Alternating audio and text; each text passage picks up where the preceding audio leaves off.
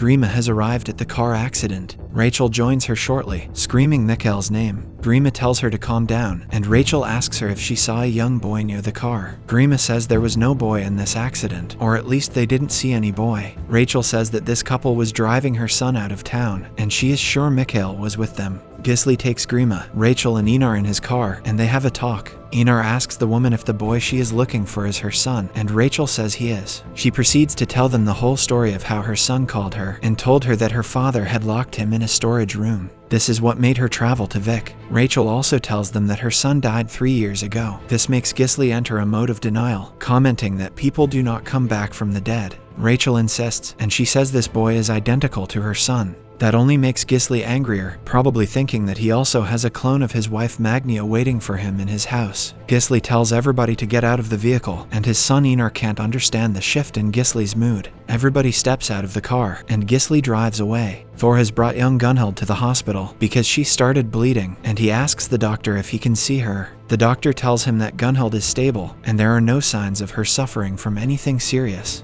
However, her pulse is weak, and she will have to keep checking up on her. On the other hand, the baby's pulse is normal, so there is no reason for concern when it comes to the baby. Thor takes a moment alone with Gunhild and sits by the end of the bed, watching her while she is sleeping, but he is not alone, since Asa has spent the previous night in the hospital. She watches him, worrying for young Gunhild and her baby, which evokes an unrecognizable emotion within her. Grima gives Rachel a ride, and Rachel calls Derry, letting him know that an accident happened to the couple that was driving Mikhail away. Mikhail himself is nowhere to be found. She adds that she is with a woman who Derry has to meet in person because they have a lot to talk about. Rachel and Grima meet with Derry, and Rachel informs him that he told Grima everything about their son. Now, it's Grima's turn to start talking. She says that her sister also returned from the dead, because she is pretty sure she found her dead body some days ago. Furthermore, she says her sister knows everything she is supposed to know, but she is different in a way that she can't explain. Grima asks Derry if he knows anything about it, since he is a scientist. Derry replies he can't possibly know anything about this situation, because he is only a geologist.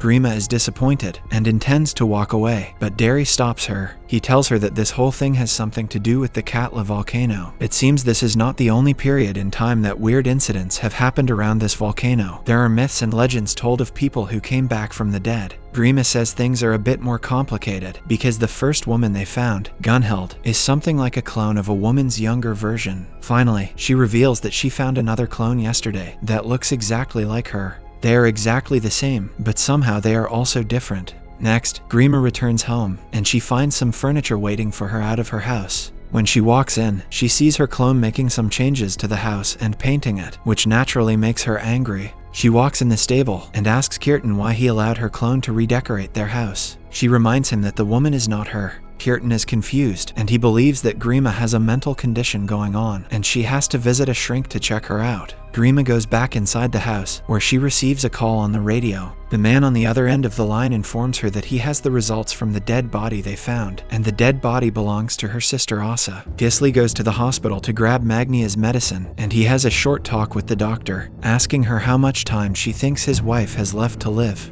The doctor says Magnia has weak lungs, and her time could range to anything from 1 week to 1 year. Gisli asks her which one it will be, but the doctor can't answer that question because the medicine is not working. Gisli returns home and prepares a meal for Magnia and her clone. He extracts many pills from the packet, but we don't see where he puts them. He gives his wife 2 pills and some water, and then takes some food to her clone. He tells the clone that his wife is going to die soon, and he will take her out of there. The clone asks him if he is going to poison her or kill her, but Gisli replies that her life is in God's hands now. Derry has a talk with his wife. He tells her this may sound crazy, but he thinks if he is able to get a sample or a rock to examine from the bottom of Katla, he may be able to understand where Mikhail came from and what they should do with him. Derry calls his assistants and they help him zipline to the bottom of Katla. He walks deeper inside the volcano, and he notices that the side walls look like cysts in some areas. He is also shocked when he sees that human figures are being born inside the volcano. His assistants pull him up when he has collected his samples, and they notice that he is obviously upset. They ask him what happened down there, but Derry keeps what he saw to himself. Moments later, he examines the samples he collected and mixes them with some other elements, which makes him jump out of his chair when he witnesses the elements interacting with each other.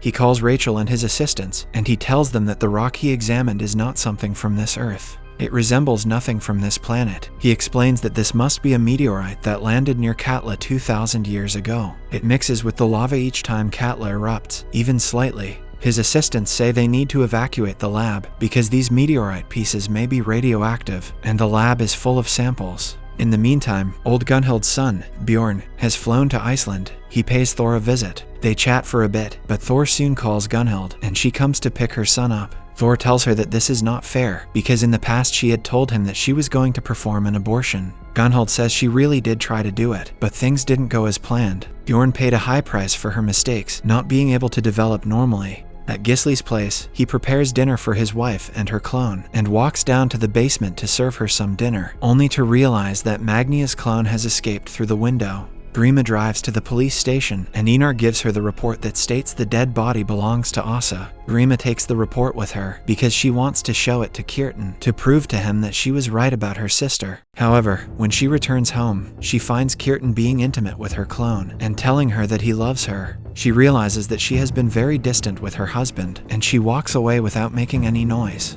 She meets with Asa and says she has something to tell her. She gives Asa the report and explains that the dead body they found was indeed Asa. Asa wonders what she is, if she is not the real Asa, but Grima has not got an answer for her. Asa thinks that is why she feels like she has no purpose in life, because in reality she is dead. She kisses Grima and tells her that she loves her, furthermore asking her to not stop her while she walks into the sea. The next morning, Grima is still waiting near the sea, looking right into it. Her clone has gotten the best of her husband, and she has transformed her house completely, a change which Kjartan approves of. Thor visits the hospital to check up on Gunhild, and he has a talk with the doctor. The doctor tells him that Gunhild is going to be fine, but the baby suffers from a condition that is going to prevent its normal development. With the new information in mind, Thor visits old Gunhild. He tells her everything that the doctor said, so she should stop blaming herself for Bjorn's situation, because it was going to happen no matter what. Gunhild objects by saying that they can't be sure about that. Thor says with everything going on, and young Gunhild having the same exact life as she had, they can be certain that her attempted abortion didn't cause Bjorn's faulted development.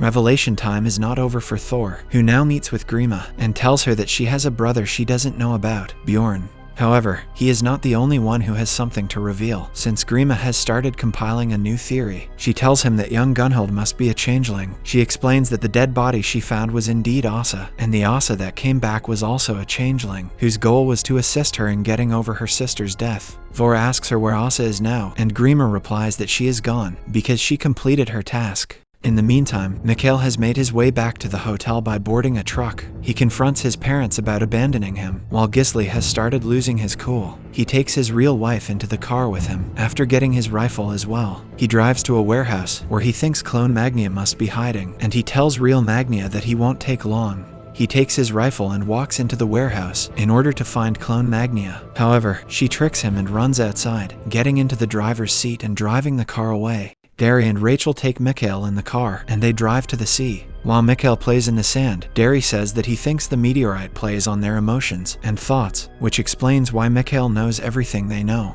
The meteorite reads their thoughts and their memories, and creates these changelings out of their deepest desires. Furthermore, Derry says that this clone of Mikhail represents death, because when Rachel asked him to get a divorce, a part of him died. Derry concludes that he would love this clone to be their real son, because they could have taken him home with them and started their family from the beginning. But unfortunately, this boy can't be their son. Although it is tough for a mother to accept, Rachel agrees with him. They get out of the car and they join Mikhail, who is building a castle in the sand. Derry asks Mikhail if he wants to go for a swim with his parents, and Mikhail loves the idea. Mikhail goes first, and Derry tries to support Rachel, who seems to be having a hard time. They take Mikhail inside the sea, and the boy realizes that they are going to drown him, but Derry and Rachel have to get some closure. They eventually sum up the courage to let Mikhail go.